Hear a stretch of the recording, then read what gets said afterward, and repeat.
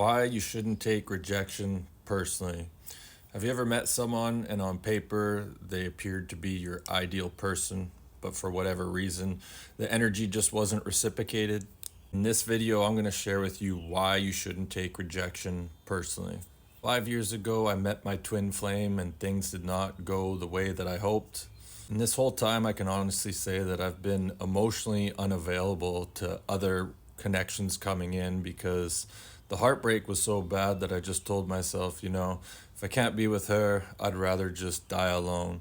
I tried to go on a few dates over the years and it just appeared every time I got there. It felt like I was cheating on someone that I wasn't even with. And finding closure in this connection has honestly been one of the hardest things I've ever had to do. But in the last 3 hours or so, I've received some clarity that has greatly helped me. And so I just wanted to share this with you guys in case you find yourselves in a similar situation. The past couple months, me and my twin have reconnected after having about a 3.5 year stint where we weren't communicating at all. After meeting up a couple times and chatting online, what I realized was that all the reasons she was giving for us not being together were just excuses because on a soul level, she was no longer willing to go within and do the healing work.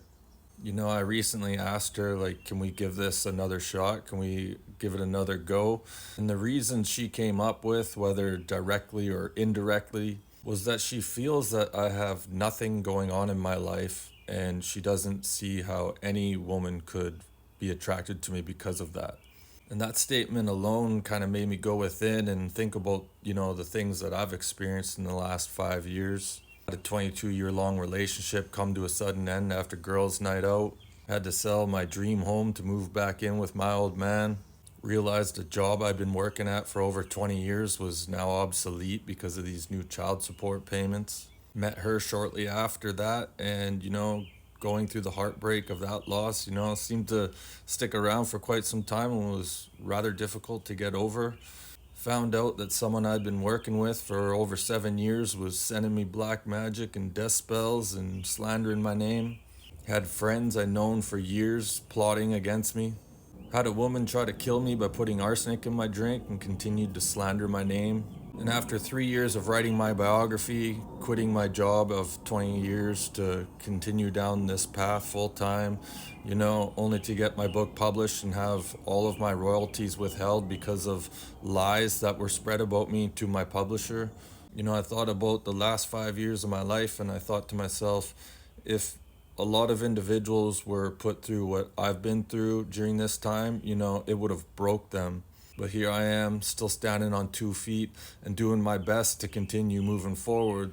I also realized that this was a reflection back to me and how I was beating myself up for not being where I wanted to be and how I wasn't giving myself enough credit for all the things I've been through, and I'm still, trying to do my best.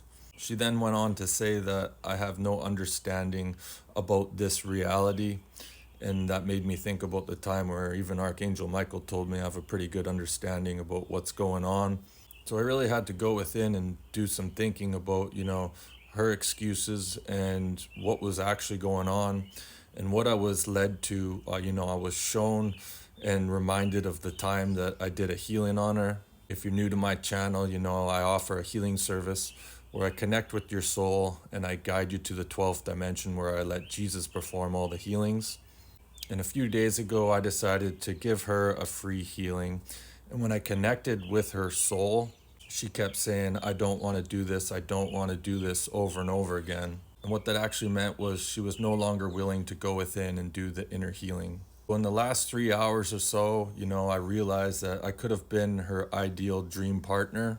But because I've done so much inner work and I've done so much healing, that any woman that gets with me is going to be forced to look at her shadows regardless of whether they want to or not. And since she gave up on her ascension path in this lifetime, there really was nothing that I could do to make us come together. So if you find yourself in a connection or situation where you're being rejected, don't take it personally. Sometimes the excuses that are brought up in the physical are really just covers for what's going on at a soul level. And sometimes there really is nothing you can do. So don't take rejection personally.